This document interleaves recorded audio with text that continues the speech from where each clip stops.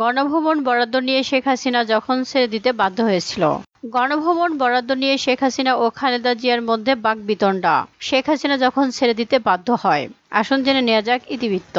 ঢাকার শেরেবাংলা নগরে বিশাল এলাকা জুড়ে যে স্থাপনাটি গণভবন নামে পরিচিত সেটি নিয়ে বিতর্ক বেশ পুরনো।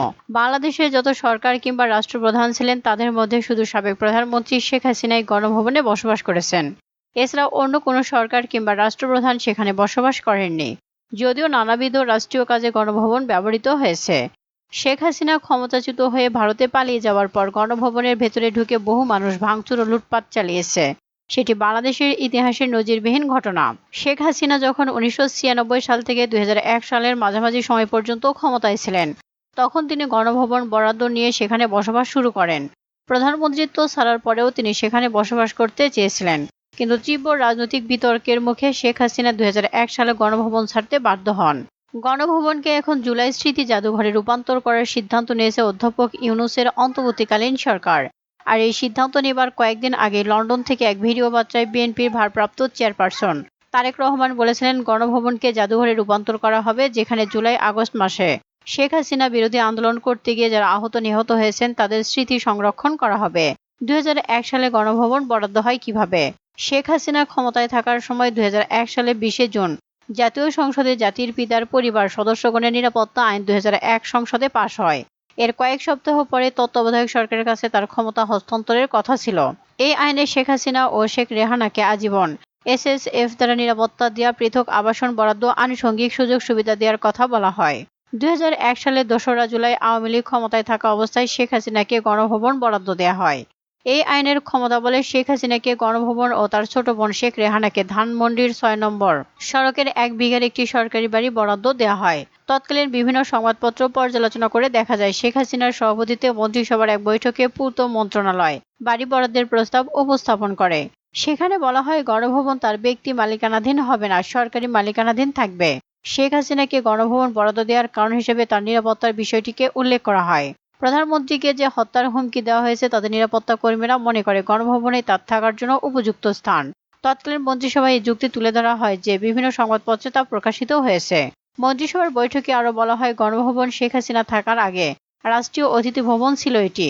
শেখ মুজিবুর রহমানের আমলে এটির নাম গণভবন ছিল, পরে সেটিকে রাষ্ট্রীয় অতিথি ভবন করা হয়। এরপর 1996 সালে শেখ হাসিনা ক্ষমতায় আসার পর সেটির নাম আবারও গণভবন করা হয়। মন্ত্রিসভার বৈঠকের সিদ্ধান্ত হয় শেখ হাসিনা গণভবনে থাকবেন এবং তার ছোট বোন শেখ রেহানা। 1981 সালে 12 জুন মন্ত্রিসভার সিদ্ধান্ত অনুযায়ী রাষ্ট্রপতি জিয়াউর রহমানের বিধবা স্ত্রী খালেদা জিয়া যেসব সুযোগ সুবিধা পাচ্ছেন সেগুলোও পাবেন তারা। মন্ত্রিসভার বৈঠকের সিদ্ধান্ত হয় শেখ রেহানার নামে বরাদ্দ করা সরকারি বাড়িতে বসবাসের উপযোগী লোকবল ও অন্যান্য সুযোগ সুবিধা থাকবে।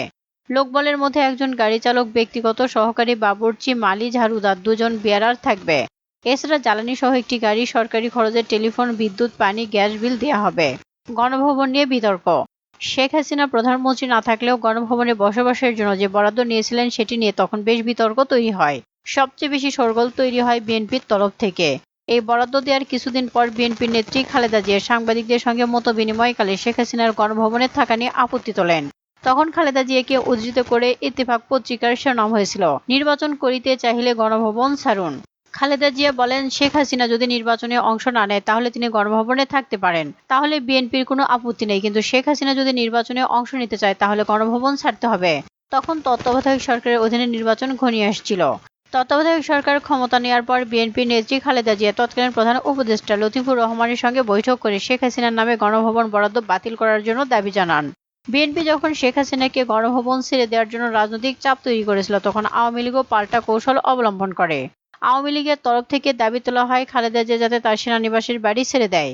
এমত অবস্থায় শেখ হাসিনার সরকারের মেয়াদে একেবারে শেষ দিকে তৎকালীন বিরোধী দলীয় নেত্রী খালেদা জিয়া ঢাকা সেনানিবাসের ভেতরে বাড়ির ইজারা বাতিল করার জন্য কারণ দর্শানোর নোটিশ জারি করার সিদ্ধান্ত নেয় সরকার। তৎকালীন পত্রিকার খবরে বলা হয়, 1981 সালে তৎকালীন রাষ্ট্রপতি জিয়াউর রহমান হত্যাকাণ্ডের পর অস্থির রাষ্ট্রপতি বিচারপতি আব্দুস সাত্তারের মন্ত্রিসভায় খালেদা জিয়া ও তার 2 ছেলেকে 10 লক্ষ টাকা নগদ ও অন্যান্য সুযোগ সুবিধা দিয়ে সেনানিবাসের শহীদ মইনুল রোডের বাড়িটি রেজিস্ট্রিকৃত দলিলের মাধ্যমে কিছু শর্তে ইজারা দেওয়া হয়। বাড়িটিতে জমির পরিমাণ ছিল 2.72 একর। এই বাড়িতে সেনাপ্রধান ও পরবর্তীতে প্রেসিডেন্ট জিয়াউর রহমান বসবাস করতেন। খালেদা জিয়ার বাড়ি বরাদ্দ বাতিল হবে না কেন, এই মর্মে দুটি কারণ দর্শানোর নোটিশ জারি করা হয়েছিল। এ সমস্ত নোটিশ জারি করেছিল তৎকালীন মিলিটারি অ্যাসেট অফিস। এসব নোটিশের মধ্যে বলা হয় খালেদা জিয়ার বাড়ি ইজারার শর্ত ভঙ্গ করেছেন। গণভবনে রিট দায়ের। প্রধানমন্ত্রী শেখ হাসিনাকে গণভবন বরাদ্দ দেওয়ার বিষয়টিকে আইনগতভাবে চ্যালেঞ্জ করার প্রস্তুতি নিয়েছিল বিএনপি। তখন তারা সিদ্ধান্ত নিয়েছিল যে তত্ত্বাবধায়ক সরকার ক্ষমতা নিলে মামলা দায়ের করা হবে। অবসরপ্রাপ্ত প্রধান বিচারপতি লতিফুর রহমানের নেতৃত্বে তত্ত্বাবধায়ক সরকার ক্ষমতা নেওয়ার পর শেখ হাসিনা ও শেখ রেহানার নিরাপত্তা আইন ও গণভবন বরাদ্দের বিষয়ে রিট দায়ের করে বিএনপি। দলটির তৎকালীন মহাসচিব আব্দুল মান্নান ভূঁইয়া এই রিট আবেদন করেছিলেন। এই রিট আবেদন দায়ের করার কয়েকদিনের মধ্যে হাইকোর্টে একটি রুল জারি হয়। বিএনপি তাদের রিট পিটিশনে উল্লেখ করেছিল জাতির পিতার পরিবার বা সদস্যগণের নিরাপত্তা আইন বৈষম্যমূলক ও অসাংবিধানিক। এই আইনটি সংবিধানের মৌলিক কাঠামোর পরিপন্থী। বিএনপি যুক্তি দিয়েছিল যে আইনটি দেশের সকল নাগরিকের বিপরীতে কেবল দুজনের জন্য প্রণয়ন করা হয়েছে। রিট পিটিশনে বলা হয় তত্ত্বাবধায়ক সরকারের সময় এই আইন বলবৎ থাকলে আওয়ামী লীগ প্রাধান্য পাবে, ফলে সুষ্ঠু নির্বাচনের পরিবেশকে কলুষিত করবে।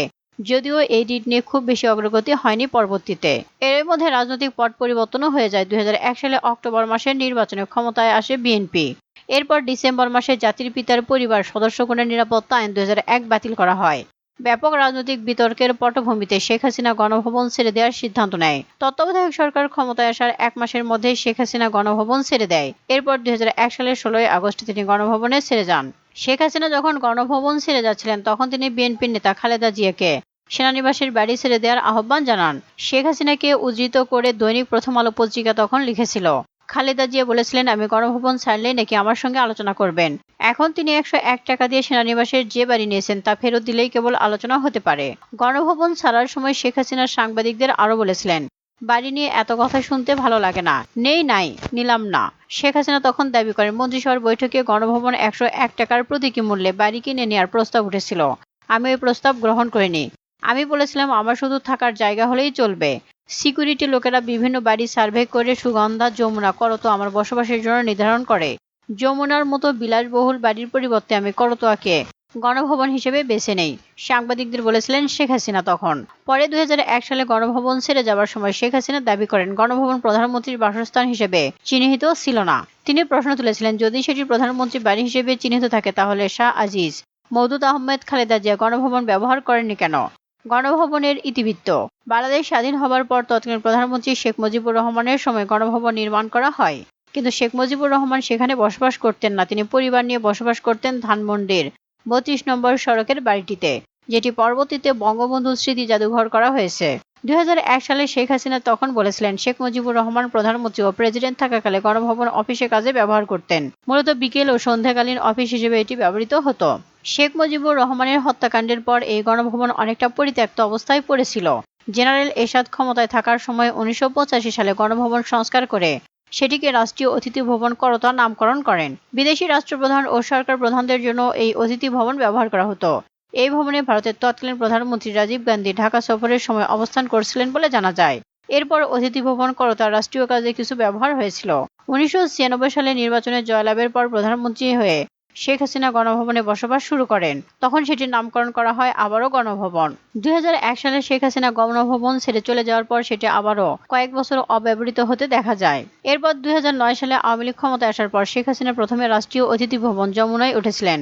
গণভবন সংস্কার শেষে 14 মাস পর 2010 সালে মার্চ মাসে শেখ হাসিনা সেখানে বসবাস শুরু করেন। শেখ হাসিনার শাসন আমলের বেশিরভাগ কাজ গণভবন থেকে পরিচালিত হতো। বিশেষ করে 2018 সালে বিতর্কিত নির্বাচনের পর তেজগাঁও এলাকায় অবস্থিত প্রধানমন্ত্রীর কার্যালয়ে তিনি একটু কম আসেন। গণভবনে বসেই তিনি সরকারি কাজ ও দলীয় বিভিন্ন সভা করেছেন। গত 5ই আগস্ট যখন ছাত্র জনতা গণভবনের দিকে এগিয়ে আসতে শুরু করে তখন তিনি এই গণভবন থেকে রওনা দিয়ে কুর্মিটোলা বিমানবন্দর দিয়ে ভারতে চলে যান।